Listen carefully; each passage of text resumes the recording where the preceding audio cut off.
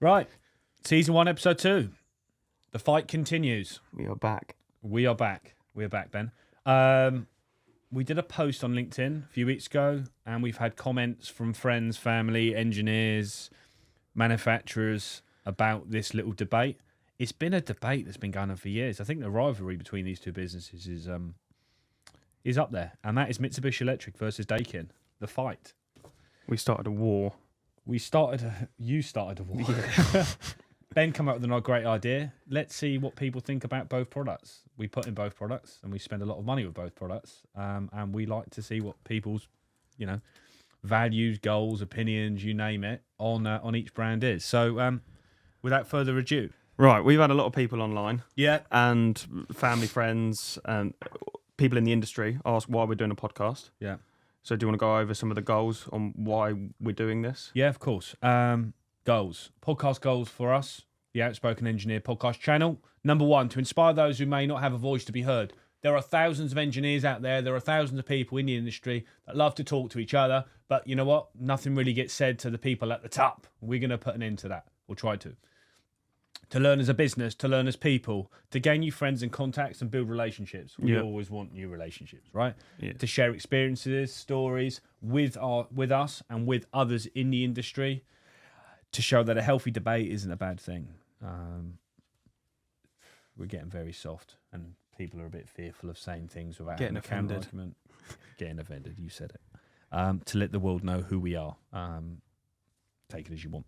Values to counter the goals or to run in alignment with it. You have seen these, Ben, so you are in agreement, I hope. I am. To let people share experiences, for us to actually let them without, interrupting them.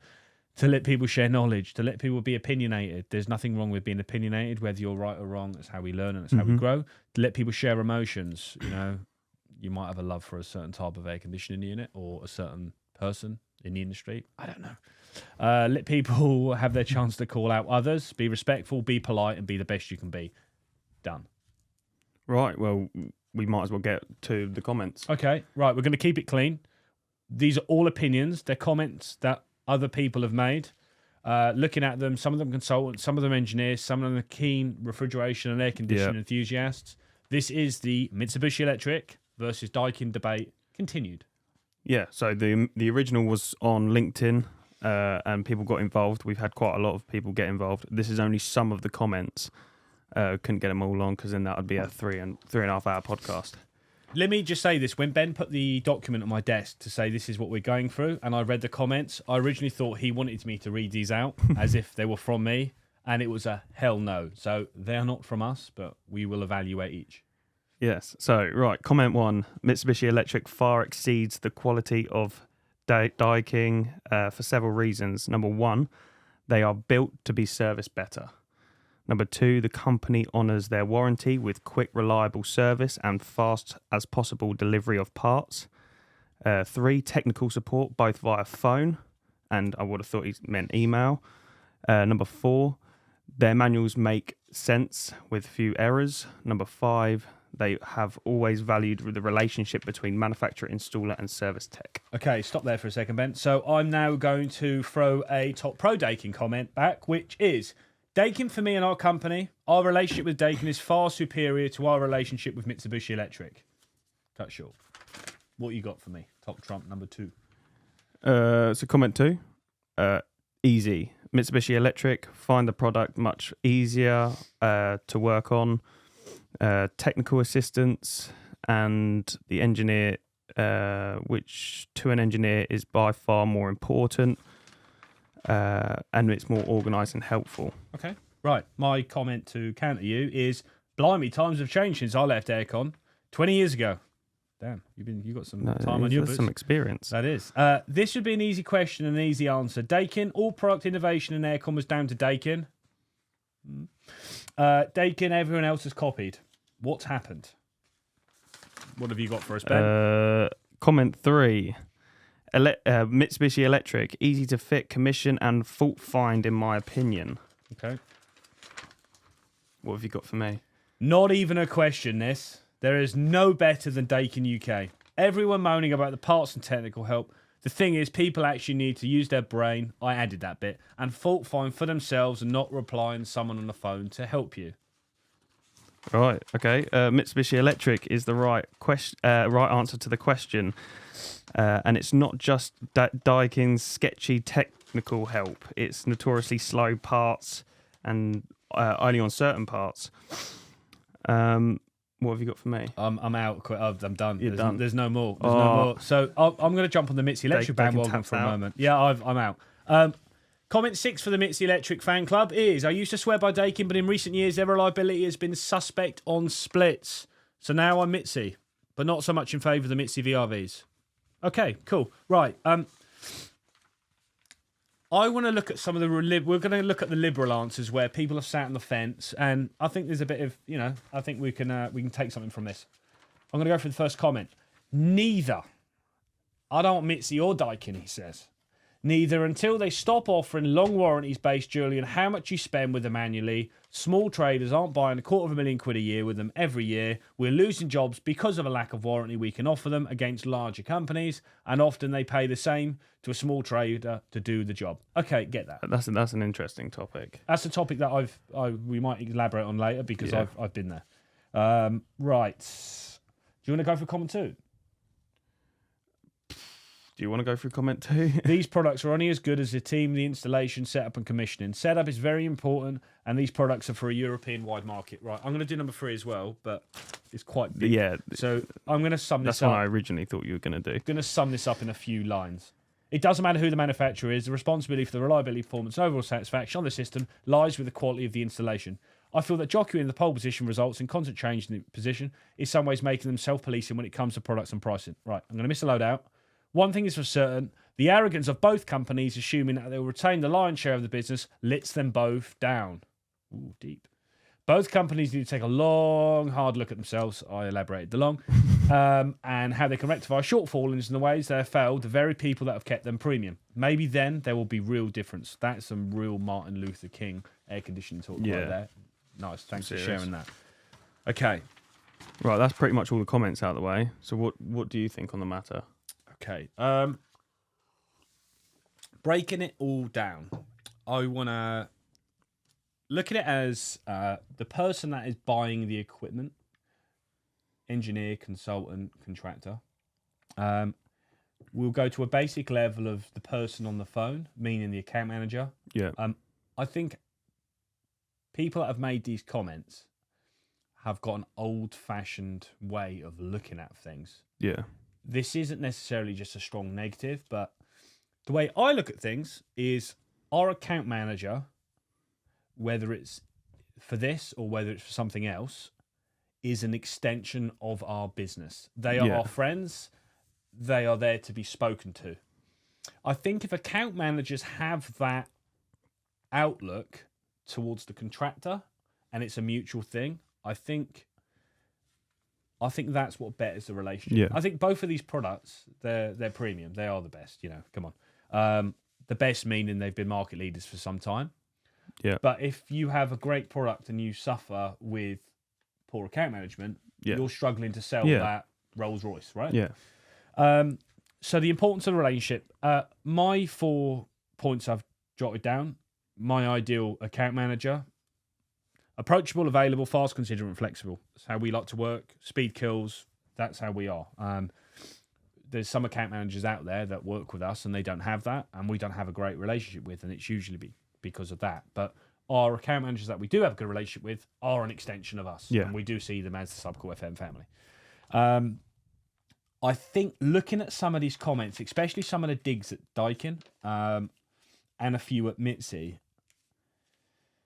is I think the importance of speaking to the right person. So, for example, if you know enough about aircon, but if you wanted to know the question, you'd probably ask somebody in the office to get you the answer. I think when you're out on the field or you're in the industry and you want the answer, I think the person that doesn't get back to you, or the person that gives you the answer, is making that decision in your mind, whether it's a good or bad product. Meaning, if you need an answer on technical help, you need the answer. So whether or not I've been on the end of this, been on hold for half an hour, 45 minutes, and I've not got the answer, I think because there's a service level agreement in place to reach the phone call, the person I speak to doesn't necessarily know the answer. No. So because they don't know the answer, I automatically like to moan or I want to make a judgment on that person and the brand. But the reality is, I think something needs to be in place to say, listen, if it's a VRV question, send them to the bloody VRV department. That's not happening. Yeah, that's the problem. They've got that software that they just go, right, yes, no, and they find the answer through there, and then they read you the fault find. Exactly that. So it's the flow diagram. Yeah. Okay. That isn't just for those two, but I can see where the frustration comes about. I think there's a strong differentiation between the people's views and the reliabilities and the products. Perhaps a larger range of products has its flaws. So a great tact in business, whether or not this is what people are subconsciously saying about the Daikin, is that they sell lots of products and perhaps some of their reliability and some of the smaller products does lackluster. Yeah, get it. It's a great way of running a business. Yeah. Get loads out in the market. Learn trialing error and some of the products are out there. That's something that happens. There is nothing we can change that. If Mitsubishi Electric are putting more research and development and they're good, put them out to the market and they are becoming more reliable in that and it is winning people's opinions over, fine. That's just the way things are. Yeah. So, how such a small issue can change the judgment of a majority? Whether that's reliability or whether it's relationship from an account manager or your contact with them. So, to what's better? What's a better brand out of the two? From my perspective of being out of the industry, so taking away the installation side and everything, I go on look and what each unit looks like. Okay. In my opinion, this is my opinion. Mitsubishi, the insides, great, fantastic. They work really well. Okay. But look-wise, Daikin takes it.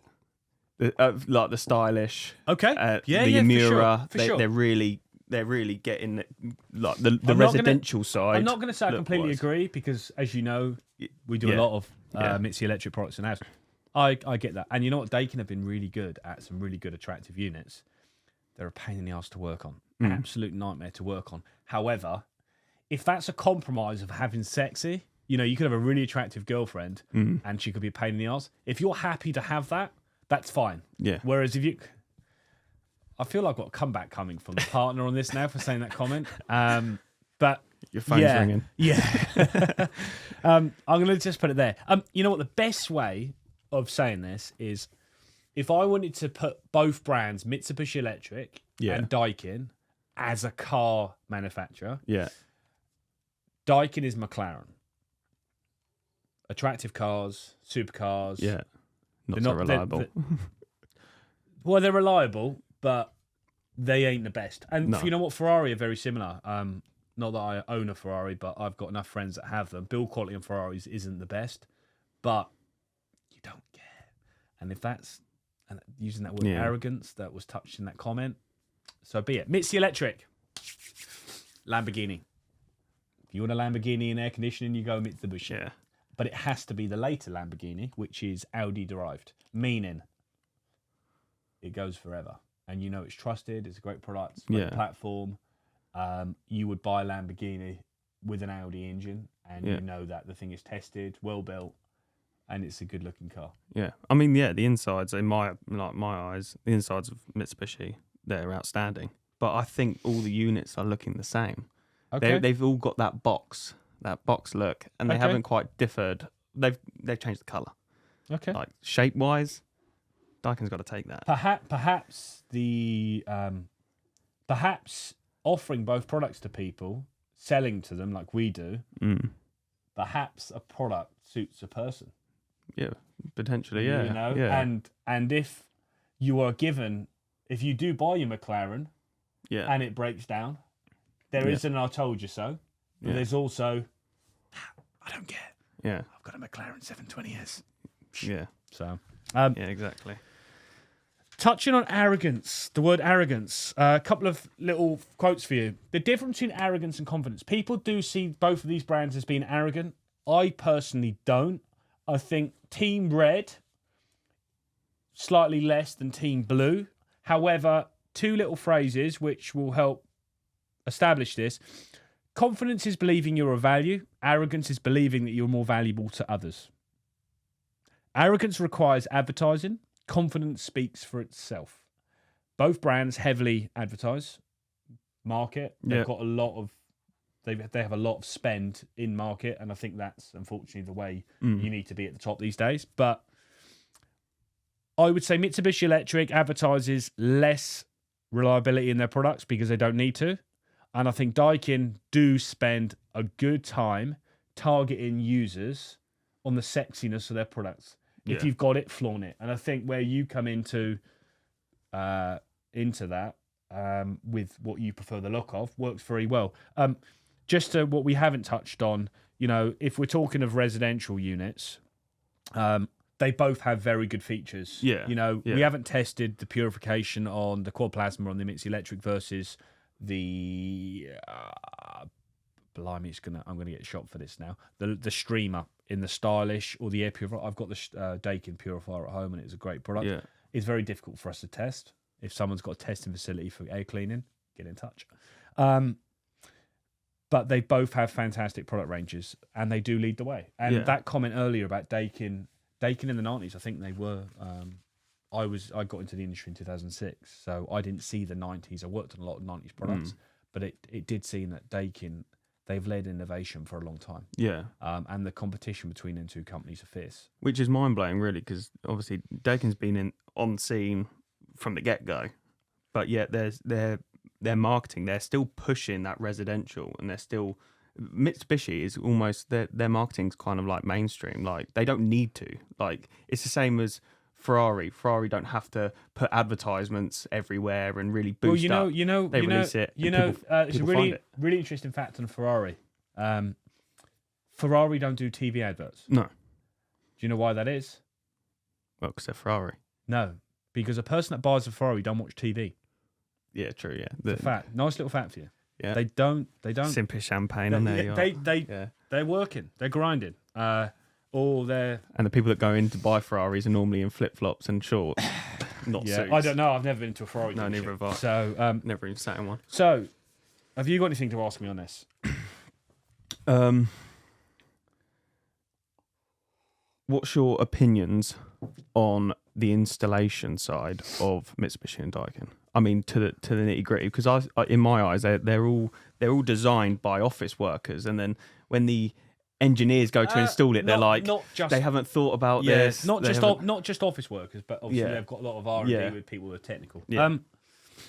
Service and maintenance, Mitsubishi Electric is a much easier product. Standard range of wall mounts to cassettes, 100%. I'm an engineer, and I will say that's the truth, the whole truth, and nothing but the truth, and that is based on my experience on the product. Fan scrolls, taking them apart, it's an easier product. Asking my team which is better, they will say Mitsubishi Electric is a better unit to install. They feel as if it is a Rolls-Royce unit. Daikin is the same. They do see that as well, but they prefer the Mitsubishi Electric. That is better the devil they know, because we are probably 60-40 on that front. But I think both products are... They're not a million miles away from each other. No. As some of the other brands have got features built in to help with the installation process. Mitsubishi Electric and Daikin, it's quite a small aspect to the work. To put a hanger ceiling cassette or a wall mount, there's not a huge differentiation. You're probably saving 5-10 minutes having a slightly easier product. I mean, I see some of the guys smack their head when it comes to doing the Wi-Fi of Daikin, but Mitsubishi, it's a breeze. They say setting up the Wi-Fi for Daikin is almost, they've made it into an engineer's job. I'd agree, but then I also say that it's 2022. Yeah. And some of the basics of refrigeration, and I've had this with a few senior people that I've met along the way the last couple of years, they get quite frustrated. And the saying is, they don't make engineers like they used to. And I will openly agree and say they don't. However, it is very electronic and very digital now. The new age of engineering in air conditioning, you need to be a bit of an IT expert with Wi-Fi. So if Daikin are testing people, test them. That's it. We're not making them too easy. We don't want it too easy. No. So I mean, going back to comment 7, this guy or girl prefers Panasonic, Toshiba, or Fujitsu. I mean, would you say they're on par, or would you say they're without being careful now? You look. I'd like to say I'm speechless. I am speechless on that. How do I answer it correctly? Honestly, there's only 2 brands that we're talking about. I mean, we will. There is another poll on LinkedIn with Samsung and Panasonic, which could be extended to Panasonic, Samsung, Toshiba. Yeah. Let me get this straight, Ben. I'm influenced by what I've worked on, I've trained on, and it has been these 2. And let's say they've taken the market share for some time, hence why I've only worked mainly in these 2 products. There is no shooting down of other brands here. There are some amazing products. And learning every day as a school day. I met somebody from a company called CDL, Peter. We look after a job where there's a comms room and a VRV. We've always been told never put a comms room on a VRV system. Well, lo and behold, if you have a Toshiba rotary compressor, they love to work at low RPMs. A server room installation is perfect. It sounds very, it's. I know with yourself, you're like, okay. Yeah, I mean, but what I'm getting at with that is what a fantastic product. Yeah. To have that and not know that. So, but for me, there's only 2. From the get-go, though, if you started out installing nothing but Panasonic or nothing but Samsung, would you then say that they would be the only one? Good angle. That goes into religion and politics a little bit, doesn't it? Where if you have been brought into a conservative household, will you stay conservative if you're only in conservative situations? Yeah. Really good question. I would say no. I would say that I've worked on Panasonic and some of the other equipment, and I would say that I would hear through the grapevine from other engineers in shops and wholesalers and whatever that I'd like to get my hands on some Mitsubishi Electric and Daikin because I've heard it's the best. But yeah, that's that really. It's kind of you've softened me out with that, like a few. I can't be too opinionated because we. I love all the brands. It's just these 2 are the 2 that seem to cause us that take the pole position for you. My views. Do you want to hear my Go for it.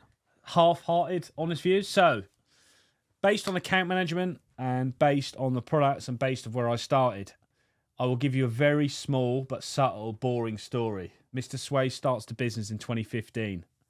Big aspirations. We continue to have huge aspirations in growth and approaching some of the big fish. Yeah. I met the big fish, and one of them was Mitsubishi Electric, Andy Birmingham. He sat down in Peace Pottage service station with me, listening to this young, even though I am still young and full of fire, somewhere in there, 25-year-old saying that we're going to make a change. We are going to make a change, UK and worldwide, in the way we do things. Yeah. He listened. He probably left the meeting thinking this guy has either just left prison, has been on smoking dope all weekend, or he's actually telling the truth. And you know what? They got behind us. Yeah. They stuck with us, and they've stuck with us ever since. So if the brand wasn't great, our allegiances to the respect and loyalty that they've given us and an extension of us as a business has been next to none. To that pet station, as we move yearly to bigger offices, that is something which can't be bought. And even if the product, which it will, the top 2 brands, top 3, top 4 brands, it's normal business to have the dips. If it does have dips, which we've had, we still hold a large amount of loyalty. And that's when other competitors can come in and sort of step into that loyalty arena. But they will always be difficult to nab that. Yeah. Daikin. I'm guessing you've built that that relationship up from the get-go with Mitzi. Opposed to Daikin, you haven't got that strong loyalty connection with as you do with Mitsubishi. If the car comparison is still there, I like Lamborghinis with Audi engines. I'm not a McLaren fan. Okay, it's so interesting with Daikin because they were never first coming to us, and they still aren't with a lot of people. But I always wanted to impress them. I always wanted to impress them. Whether it's because that's the company that I'd worked for with Big Daikin, and I don't know why. I always wanted to say, look at us, we're making a noise. We're spending some with you and we're getting good. Yeah. And I think Daikin have that in their culture as a business. And it is arrogance, but it's very confident. And I think as a business, that's how, Ben, listen, to sit us down as a company and as an organization, I want to sit, it's amazing because it's red and blue. It's like Democratic and Republican, right? I want to sit in the middle of both because I love the confidence and arrogance that's portrayed from Daikin. But the confidence and the nitty gritty of Mitsubishi Electric and the great product range, I also want to sit in between. So it's such a tricky thing. I want to touch on something massive, right? Because the comment of I've got an opinion on this. Okay, What comment are we on? the liberal comment one. Oh, Neither until they stop offering longer warranties based on how much you spend. Small traders who aren't spending £250,000. You know what? There are distributors out there which won't offer you the same warranties, but will offer you a great customer service. Yeah. For us, it's very difficult. For me, it's very difficult to comprehend with that because I saw that as a goal. We went. I'm not going to go too far into things, but we went massively. We sort of times 5x our spend every year with them. But I saw it as a opportunity to grow, and I did, and we plus that figure. So we have the warranty, and it's kind of like a side of me is like to have them warranties is a reward. Yeah. Yeah. Yeah. But there is frustration where there are big companies that don't even have an aircon engineer, which win work and they contract out, and they've got the warranty and they've got the buying power, but they don't even have an air conditioning business. So I think as an organisation, they would independently have to deal with that, but they won't because who's going to turn down 250K's worth of kit on one job? I get both sides. I think there's probably something out there or a formula to be done to change that, but we offer great warranties and we work very hard to get them. That's it. And we do a lot of training and the guys do a lot of units and we don't have many warranty claims.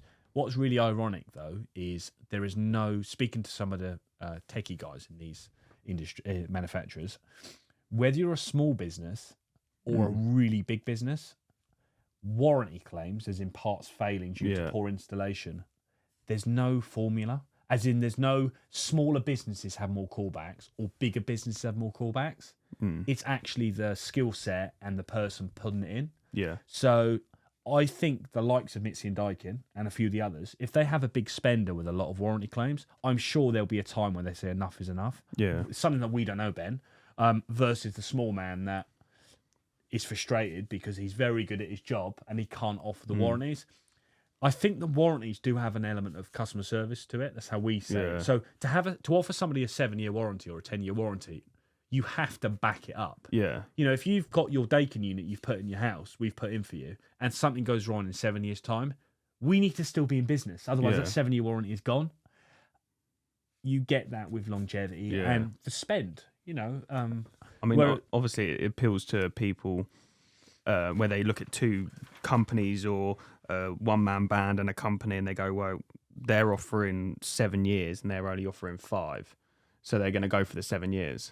I think this is the point where he's going out of business. Well, you know what, Ben? You're right. However, at the moment we live in a capitalist society where there are thousands and thousands of videos and books on sales. I've read a lot on sales, and one thing I can tell you is people buy from people. People buy from words. People buy from actions. People do not just buy from a warranty. It's fact. Yeah, so comment one, suck it up. Yeah. When we started, I was massive on it. I am a sales engineer. I'm not a salesman. I'm a sales engineer. I still kind of know what I'm doing. But people do not just buy from the warranty. If they want the warranty and they're willing to pay more and go to a less valuable or less branded company, that's up to them. Line 100 people up, you will get 50% of the work if they trust you. So that's in the manufacturers and Mitsubishi Electric and Daikin's defense. Period. Sale is a sale. Yeah. All right. Yeah. Sometimes winning a job on if you're 20% less because you're smaller businesses and using someone that's bigger, that's offering a larger warranty, you should win the work on price. Yeah. It's old. It's been around for years. It's been around the block, but it's all about knowing your worth. Before the father died, he said to his son, "Here is a watch your grandfather gave me." Have you heard this? Yeah. Okay. It's almost 200 years old. It is a Rolex.